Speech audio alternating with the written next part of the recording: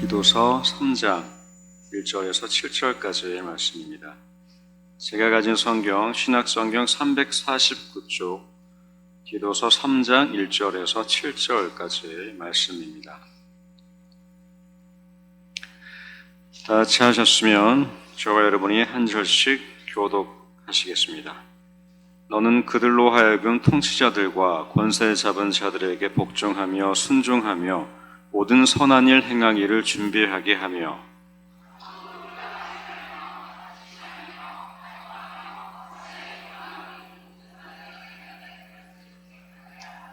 우리도 전에는 어리석은 자요 순종하지 아니한 자요 속은 자요 여러 가지 종욕과 행락의 종노릇한 자요 악독과 투기를 일삼은 자요 가증스러운 자요 피치아 미워한 자였으나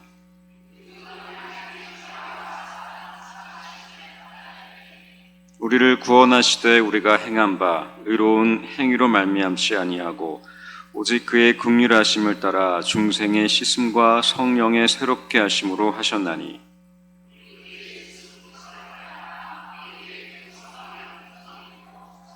함께 읽겠습니다.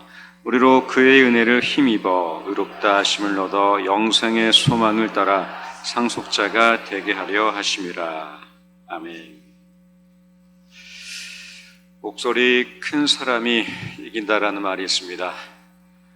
특별히 더 나이를 들수록 우리가 무언가의 이익을 얻기 위해서 소리를 높이면 이길 때가 많다는 얘기인데 사실 목소리 크게 내신 적 한 번쯤은 있지 않으십니까?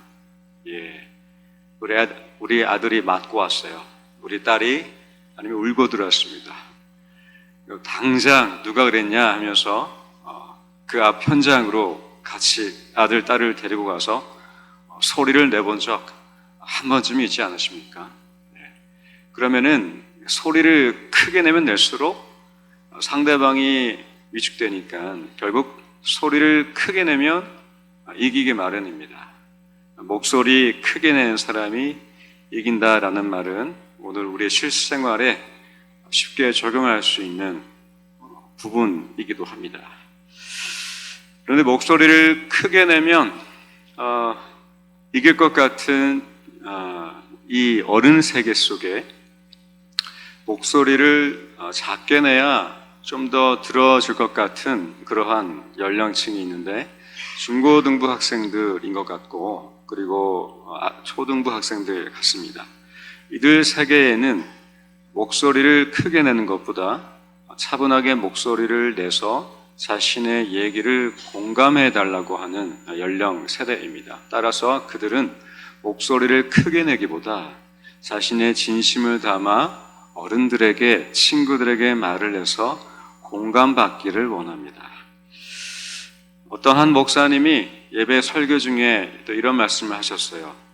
학생들을 가만히 보면 설교 때 안 듣는 것 같은데 어떻게 다 듣고 있고, 자, 어른들은 잘 듣는 것 같은데 잘 안 듣는 것 같고, 이런 얘기를 하셨습니다. 저는 중고등부와 장년부를 대명교회에서 섬기면서 예배 때 설교 시간으로 만나 뵙고 있는데 그 말에 많은 공감이 되었습니다. 학생들을 가만히 보면 바른 자세는 아니에요. 턱을 공개고 있거나 아니면 먼 산을 바라보거나 고개를 대부분 숙이고 있거나 물론 점점 눈높이를 아이 컨택을 하고 있는 분위기이지만 어쨌든 간에 설교 시간은 학생들에게 쉬운 시간은 아니기 때문에 잘 안 듣는 것 같아요. 그런데 설교 소감을 쓰거나 그런 나눔의 시간을 가지면 이상하게도 설교의 핵심과 주제를 써내려갑니다. 그 주제가 인상 깊었다. 그 이야기가 도전이 되었다라고 정확하게 씁니다. 어쩔 때는 우리 정대일 담임 목사님 설교 내용까지 쓰거나 좋다고 평가하는 아이들이 있을 정도로 학생들은 안 듣는 것 같은데 듣고 있더라고요. 우리 작년부 열심히 하루를 사시고 사실 우리 학생들보다 체력 소모가 큰 것이 사실입니다. 주일 오전 피곤한 시간 그때 설교의 시간 버티기가 쉽지 않으시죠. 졸음이 밀려오고 또 먼 생각하기도 하시고, 그런데 오늘 여기 오신 분들은 이 학생들의 마음으로 하나님의 말씀, 이 설교에 집중하시는 분들일 줄로 믿습니다. 그래서 최대한 짧게 하도록 하겠습니다. 요즘 뉴스에 한 이슈가 있었습니다. 조심스러운 얘기일 수도 있고 민감한 부분일 수도 있는데, 홍범도 장군에 대한 평가가 엇갈리고 있죠. 정치적 신념과 색깔에 따라서 한 측에서는 홍범도 장군이 공산당이다 얘기하는 편이 있고요, 한쪽에서는 독립운동가다, 훼손하지 말아라 라고 얘기하는 이 한쪽의 노선이 있습니다. 여러분 어떻게 생각하십니까? 여러분의 정치적 신념에 따라서 홍범도 장군은 공산당이 될 수도 있고 아니면 의로운 독립운동가도 될 수 있습니다. 여러분의 지역 출신, 가정 환경, 모든 것들이 이 정치적 신념에 따라서 사회를 재평가할 수 있다는 것이 독특하고도 무서운 세상 아니겠습니까? 우리 예수님도 재평가될 수 있을 정도로 우리는 이 정치적 신념에 많은 가치를 부여하고 있는 시대에 살아가고 있습니다. 그런데 중요한 것은 홍범도 장군은 정확한 사실이 하나가 있는데, 일제치하 속에서 독립을 위해서, 우리나라의 해방을 위해서 독립운동을 했다는 것, 그것은 명확한 사실입니다. 이처럼 한반도의 지리적 특성 때문에 미국과 러시아를, 이 두 나라를 축으로 오래전부터 중국과 일본, 이 여러 나라에 둘러싸여서 정치적으로 중요한 요충지가 되었는지 한국은 지배와 전쟁과 간섭으로 역사가 이어졌습니다. 일제 식민지 지배도 있었고 6.25 전쟁의 아픔도 있었던 그것이 우리나라의 역사였습니다. 그만큼 우리나라는 정치적, 역사적 혼란과 혼단의 시대를 지났었고 지금도 정치적으로는 모두가 불안감을 느끼고 있는 것이 사실입니다. 그런데 오늘 읽었던 본문에 등장했던 이 바울의 편지에 쓰여진 이 역사적 배경인 디도서의 배경이 되는 그레데 섬, 바로 크레타 이 섬 속에서도 큰 혼란이 있었고 정치적, 신앙적, 그리고 도덕적으로 대혼란의 시기였습니다. 계속해서 우리 디도서 말씀을 읽고 있는데, 오늘 바울의 이 3장의 말씀은 특별히 이 그레데 섬의 정치적 상황 가운데에 기독교인들이 어떻게 살아야 될지에 대한 하나님의 말씀을 기록했습니다. 그러니까 오늘 저와 여러분이 살아가고 있는 이 정치 혼란의 시대 속에서 우리가 어떻게 살아가야 할지에 대한 하나님의 지침이라고 믿습니다. 그레데는 지중해 상에서 네 번째로 큰 섬이었고 그리스에서는 가장 큰 섬이었습니다. 따라서 정치적으로, 문화적으로, 그리고 산업적으로 중요한 요충지였기 때문에 로마는 기원전 BC 168년에 이 그리스를 정복한 후에 끊임없이 이 그레데 섬을 정복하기 위해 애썼지만 그레데는 쉽게 정복이 되지 않았고 무려 이 100년 후에 기원전 BC 71년에 본격적인 전쟁을 통해서 이 로마 장군 마르쿠스 안토니우스 크레티쿠스, 어려우시죠? 이 장군에 의해서 1차 전쟁이 있었고 이 전쟁 때는 그레데 섬이 잘 물리쳤습니다.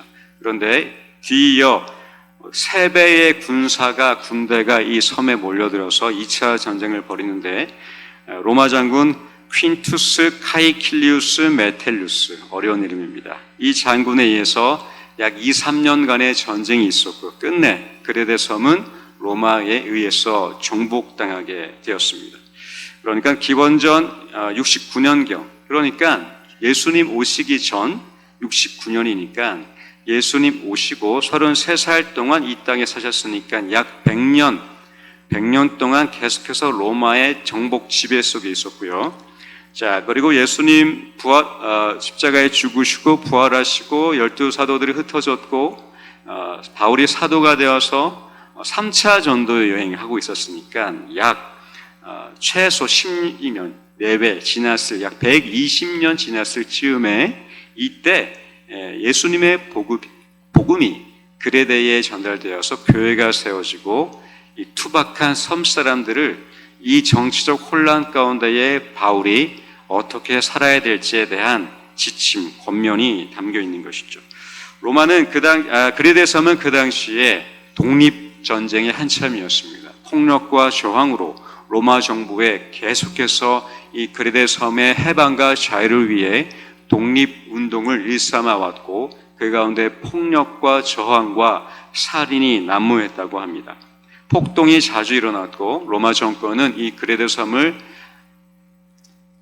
정복하고 계속해서 억누르기 위해서 이 전쟁 가운데에 많은 사람들을 희생하게 했습니다. 그리고 이 초대교회 당시에 유행이었던 유대주의적 율법주의, 유대교주의적 율법주의가 이 그레데 섬에서도 난무했었고, 그리고 영지주의가 계속해서 이 초대교회를 혼란 가운데 빠뜨렸습니다. 특별히 율법주의가 난무했는데 예수님을 믿었지만 할례냐 무할례냐에 따라서 율법을 통해서만 여전히 거룩하게 될 수 있다라는 이 그들의 신념이 그리스도의 복음과 충돌하고 있는 이 혼란적인 종교의 시기였습니다. 그리고 도덕적으로는 많은 사람들이 윤리적으로 선한 행위를 하지 못했고 기독교인들마저도 윤리와 도덕적 기준 없이 그들의 생활과 풍습대로 살아왔기 때문에 이 디도서 1장 2장에는 바울이 이 그레데 기독교인들을 향해 높은 기준을 제시할 수밖에 없었다라고 볼 수가 있습니다. 이렇게 정치적으로, 종교적으로, 그리고 도덕적으로 엄청난 혼란 가운데 있었던 이 그레데 섬을 향해서 바울이 1장, 2장에 이어서 이 정치적인 로마의 이 지배와 독립운동을 위해서 투항하며 철저하게 저항했던 이 그레데 기독교인들을 향해서 바울이 3장 1절에서 이렇게 시작합니다. 우리 함께 1절 말씀을 함께 읽겠습니다. 너는 그들로 하여금 통치자들과 권세 잡은 자들에게 복종하며 순종하며 모든 선한 일 행하기를 준비하게 하며. 먼저 그레데를 정복한 로마 정권에 대해서 바울은 가차없이 정세와 권세 잡은 자들에게 어떻게 하라고요? 복종해라, 순종해라 얘기합니다.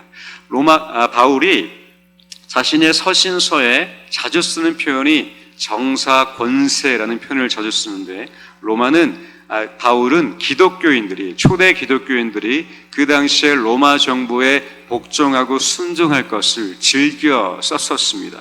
그리고 이 그레데 섬을 향해서도 로마 정권 지배 가운데 있는 이 그레데 섬 사람들을 향해서 복종, 순종을 가리키고 있습니다.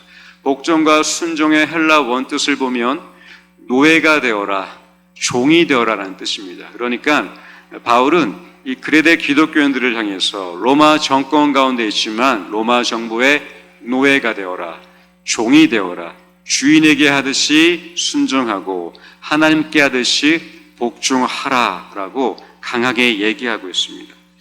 이것은 그 당시 정부의 위정자가 어떠하든 어떤 색깔이 있든 어떤 정치를 운영하든 하나님이 세우신 이 정권이라면 역사의 흐름에 맞게 일단 먼저 순종하고 복종하라라는 것인데, 특별히 3장 1절에 복종 순종하다의 이 시제, 그러니까 과거, 현재, 미래를 표현하는 시제가 재미있게도 현재형으로 쓰여져 있습니다. 그러니까 이 말씀은 과거에만 적용되는 것이 아니라 오늘도 앞으로도 여전히 복종하라, 순종하라는 것입니다. 이것은 신앙의 여정을 걸어갈 때에 나의 삶에 이익이 되든 이익이 되지 않든 묻거나 따지지 않고, 그리고 나의 신념과 맞고 안 맞고 상관없이 어떻게 하라고요? 복종하고 순종하라는 것이었습니다. 이것이 바울이 로마 정권의 이 저항 가운데 있었던 그레데 기독교인들을 향해서 먼저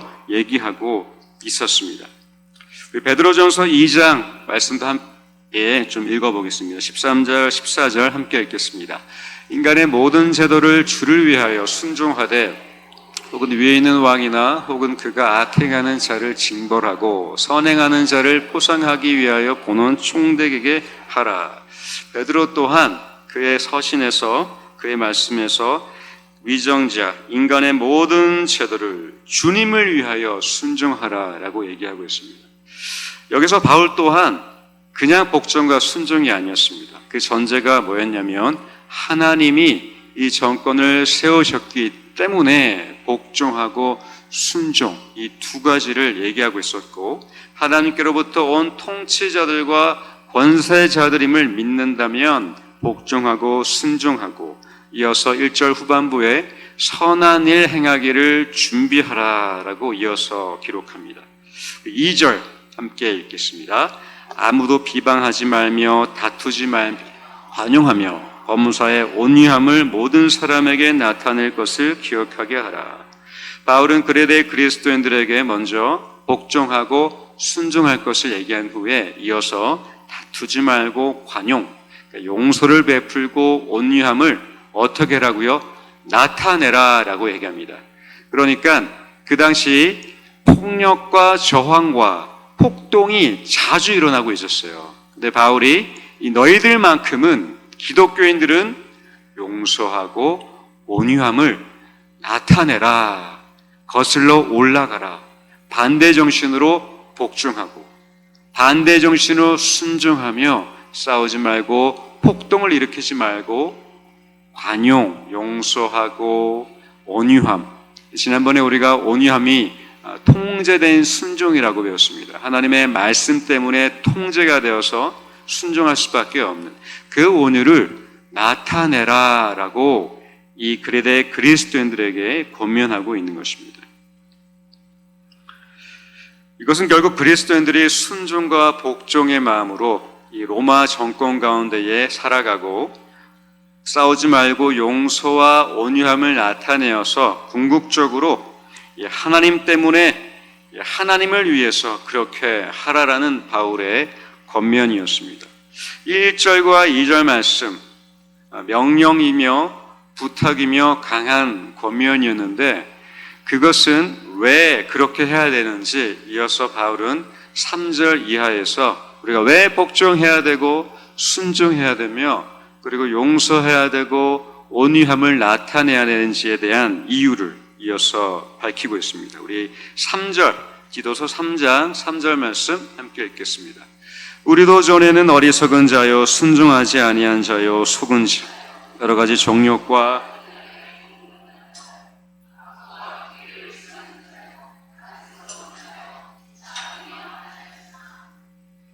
그렇습니다. 이 바울이 마치 자폭하듯이 우리도 죄인이었다라고 한마디로 얘기하고 있습니다. 바울의 결론은 너나 나나 저들처럼 가증스러운 자들이었고 미련한 자들이었고 정욕과 행락에 종노릇하지 않았습니까? 우리 다 그런 사람들이었습니다.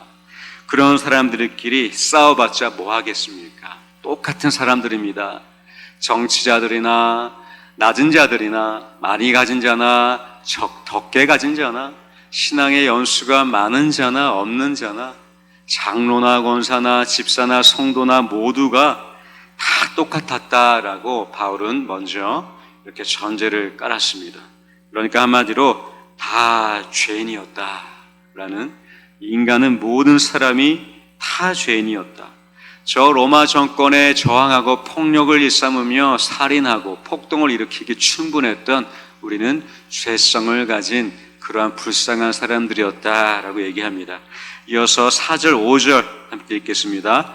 우리 구주 하나님의 자비와 사람 사랑하심이 나타날 때에 우리를 구원하시되 우리가 행한 바 의로운 행위로 말미암지 아니하고 오직 그의 긍휼하심을 따라 중생의 씻음과 성령의 새롭게 하심으로 하셨나니.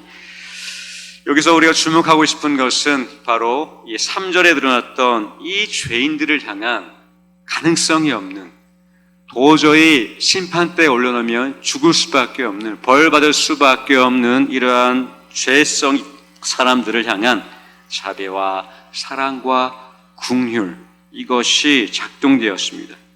특별히 긍휼, 헬라 원어로는 정말 불쌍해서 내가 아니면 쟤 죽는데, 내가 쟤를 잡지 않으면 죽을 수밖에 없는데 나라도 잡아줘야지 라는 뜻이 헬라어로 긍휼입니다. 하나님이 우리를 바라보실 때 그 마음이에요. 내가 아니면 쟤 어떻게 하냐, 내가 아니면 저 사람 내 자녀 어떻게 할까라고 가만히 있을 수 없는, 십자가에 본인이 매달리실 정도로 죽어야만 했던 그것이 바로 긍휼인 것입니다. 그 긍휼을 생각하면 바울은 이 3절에 고백했던 우리 모두가 똑같았던 죄인들이고 불쌍한 사람들인데 하나님이 사람 사랑하시기 시작하셨고 그 긍휼로 우리를 도저히 버릴 수 없는 그거 긍휼 때문에 우리를 중생의 씻음과 성령의 새롭게 하심으로 우리를 새롭게 하셨습니다 라고 바울은 고백하고 있습니다. 무죄했던 독생자 예수 그리스도가 십자가에 달리시고 인간들을 위한 대속물로 주어진 것, 이게 머리로는 도저히 이해가 안 되죠. 죽음과 부활과 대속, 이러한 역사에 기록된 사실이 가설이다 얘기하고 있는, 아직까지 과학적으로 증명되지 않았다고 이것을 믿지 않는 학파들이 있는 반면에 우리는 이것을 믿습니다. 왜냐하면 이것이 진리인 것을 알기 때문이죠. 이 바울도 이 진리를 얘기하고 있습니다. 하나님이 본인이 아니면 우리를 도저히 죽을 수밖에 없고 버려질 수밖에 없고 3절처럼 그렇게 폭동을 일삼며 죽이고 저항하는 그런 삶을 우리를 불쌍히 긍휼히 여기셔서 하나님의 자녀 삼으셨다는 놀라운 진리의 말씀인 것입니다. 이렇게 바울은 이 하나님의 긍휼을 얘기하면서 이어서 6절과 7절에서 이렇게 얘기합니다. 우리 6절, 7절 함께 읽겠습니다. 우리 구주 예수 그리스도를 말미암아 우리에게 그 성령을 풍성히 부어주사 우리로 그의 은혜를 힘입어 의롭다 하심을 얻어 영생의 소망을 따라 상속자가 되게 하려 하심이라. 예수 그리스도와 성령의 은혜를 입어 죄인이 된 우리가 바로 이 행위가 아니라 오직 하나님의 긍휼, 앞서 말씀드린 도저히 불쌍해서 어떻게 방치할 수가 없는 그 긍휼 때문에 우리가 은혜를 힘입었고 그 긍휼을 따라서 예수 그리스도의 십자가로 용서를 받고 성령의 풍성하게 우리를 충만하게 하시는, 채워주시는 그것으로 은혜를 힘입었기 때문에 우리도 이 디도서 3장 1절 2절처럼 복종하고 순종하며 용서하고 바로 온유함을 나타내야 한다는 것이었습니다.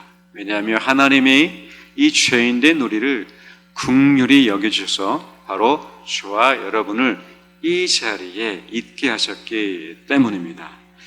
그레데를 바꾸지 말라는 것은 아니었습니다.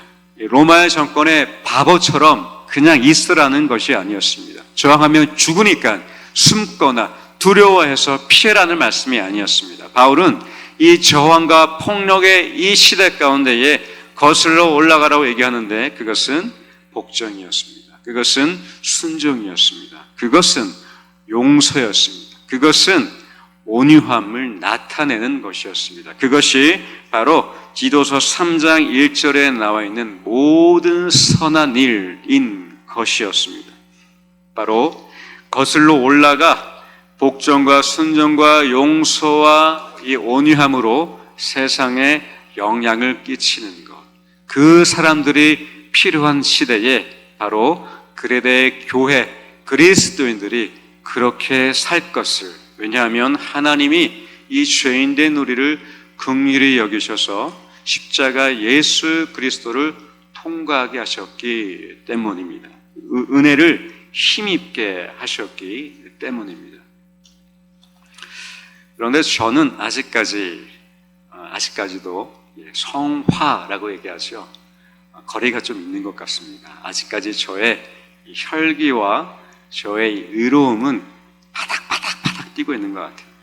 저는 성격상 불의를 참지 못합니다. 예, 불의를 보면 몸이 먼저 갑니다. 저는 생각할 겨를도 없이 저건 아니야 하는 순간 몸이 먼저 가는 스타일 같아요. 그래서 그 순간 현장에 들어가서 말을 합니다. 소리를 냅니다. 크게 싸우진 않지만 이것이 아닌 것을 얘기하고 그렇게 부딪히고는 하는 것 같습니다.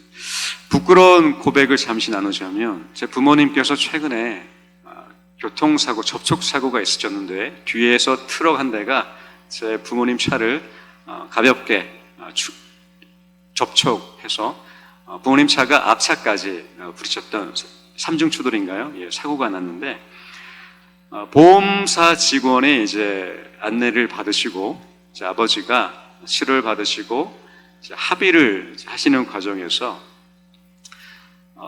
이 보험사의 직원께서 유도를 하셔서 좀 약간 좀 억울하게 합의가 되는 상황인 거죠. 그래서 이 소식을 듣고 불의를 참지 못하는 저의 손은 휴대폰을 덥석 잡아서 1초의 망설임도 없이 바로 전화를 걸었습니다. 목소리 큰 사람이 이기지 않습니까? 예. 처음에는 젠틀하게, 나 그래도 목사인데, 그래. 부드럽게, 안녕하십니까? 예, 소식 들었습니다. 점점, 답답하기 시작했습니다. 대화가 되지 않습니다. 저의 억울함이 발동되기 시작했고, 이것은 억울한 일 같은데 라며 드디어 제가 목사의 옷을 벗습니다. 소리를 냅니다. 기독교에 온 옷을 벗습니다. 더 소리가 커집니다. 하나님의 자녀의 옷을 또 벗기 시작합니다. 더 성을 냅니다. 십자가의 옷도 벗으려 합니다. 은혜 힘입었던 성령의 풍성에 충만했던 저의 이 성령의 열매마저도 옷을 벗기 시작합니다. 성을 냅니다. 합의금을 더 타내기 위해서 고래고래 언성을 높였습니다. 오늘 새벽 예배에도 기도하면서 이런 표현을 했습니다. 보험금을 더 타내기 위해서, 보상금을 어떻게 하면 더 얻기 위해 소리치고 있습니다. 이것이 저의 모습이었습니다. 불과 이번 주에 일어났던 일인데, 저는 오늘 새벽에 함께 말씀을 나누고 집에 가서 제 아내에게 고해성사를 한 후에 회개하는 시간을 가졌습니다. 그렇게 저의 부끄러운 모습이 있었습니다. 옷을 벗고 있는 거예요. 저는 아들의 옷을 입는다고 생각했는데 아니었습니다. 저는 싸우려 하고 소리치고 있었습니다. 좀 덜 받으면 어떨까?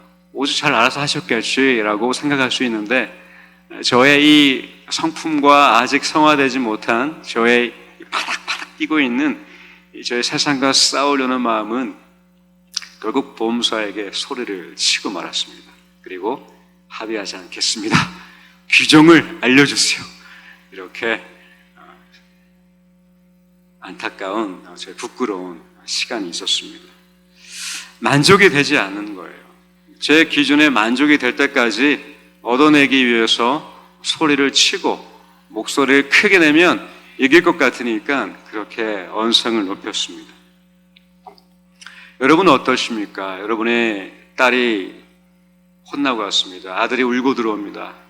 여러분은 어떻게 하십니까? 목소리 큰 사람이 이기지 않습니까? 그 현장에 가서 일단 소리를 크게 내봅니다. 불합리와 부조리에 싸워 이겨서 정의와 공의를 확립시키기 위해서 나의 의로움이 작동되거나 그렇게 사회를 바꾸려고 하고 있지는 않습니까? 저는 그랬습니다. 그런데 오늘 바울은 거꾸로 얘기합니다. 복종하고 순종하고 용서하고 온유하여서 그것을 나타내라고 얘기합니다. 그것이 공의롭거나 정의롭지 못하다고 얘기하고 있는 것이 아니라 하나님이 세우신 이 정치의 이 현재의 흐름 속에 복종하고 순종하여서 용서를 통해서 세상을 품고 온유함을 통해서 이 세상을 영향을 끼치라고 얘기하고 있습니다. 우리가 품을 때에 하나님이 우리를 품으신 것처럼 이 세상이 하나님의 긍휼 가운데에 품어지게 될 것입니다. 우리가 용서할 때에 바로 하나님의 용서가 이 세상의 모든 곳들 가운데에 용서가 흘러지라고 믿습니다. 목소리 큰 사람이 이긴다고 말할 때 오늘 성경의 하나님의 말씀은 죄인이었던 엉망이었던 우리를 불쌍히 여기시고 그의 긍휼로 예수 그리스도와 성령의 충만한 은혜와 풍성케 하심으로 힘입었다면 우리가 나타내야 될 것은 폭력과 저항과 목소리를 크게 내거나 우리의 만족이 충족될 때까지 싸우는 것이 아니라 바로 용서하고 그렇게 포용하며 그렇게 온유함을 나타내는 것, 그것이 오늘 그레데 같은 세상을 살아갈 때에 하나님의 저와 여러분을 향해서 기대하고 있는 바로 성품과 덕목임을 믿습니다. 그레데 같은 세상, 그레데 같은 가정, 그레데 같은 직장에서 삶의 현장에 계시다면 오늘 이 말씀을 통해서 용서하시기를 축원드립니다. 복종하고 순종하시기를 축원드립니다. 기꺼이 종이 되시고 마땅히 노예가 되셔서 섬기시고 품으시기를 축원드립니다. 온유함을 나타내셔서 그 현장이 그 혼란과 폭동이 있는 것 같은 무질서한 곳이 예수 그리스도가 우리의 삶에 오셔서 무질서가 질서가 되었던 것처럼 카오스가 코스모스가 되었던 것처럼 그 혼란의 순간이 질서의 순간, 평화의 순간, 용서와 간용으로 이 세상이 품어지는 그 현장 되시기를 주님의 이름으로 축원드립니다. 그럼 함께 말씀을 생각하며 함께 기도하도록 하겠습니다.